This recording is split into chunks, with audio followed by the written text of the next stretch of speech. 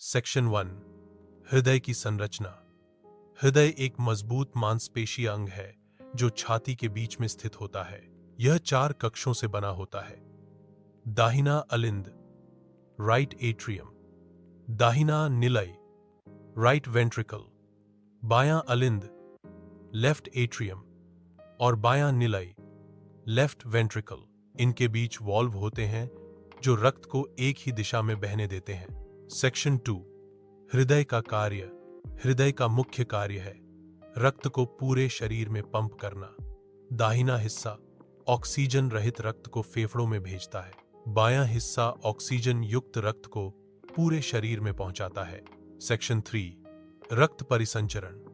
रक्त परिसंचरण 2 तरह का होता है। 1. पल्मोनरी सर्कुलेशन, हृदय से फेफड़ों तक और वापस। 2. सिस्टेमिक सर्कुलेशन, हृदय से शरीर के अंगों तक और वापस। कंक्लूजन, हृदय हर समय धड़कता है दिन रात बिना रुके। तो याद रखिए, हृदय स्वस्थ रहेगा तो जीवन भी स्वस्थ रहेगा। सेक्शन 1।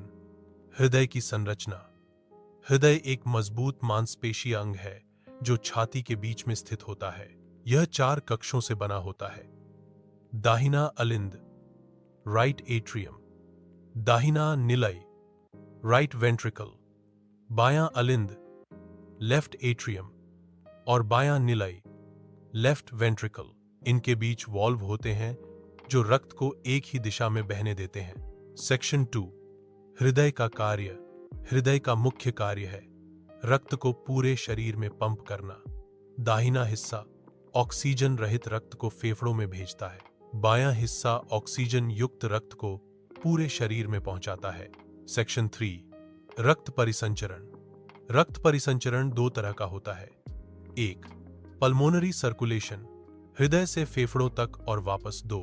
सिस्टेमिक सर्कुलेशन, हृदय से शरीर के अंगों तक और वापस।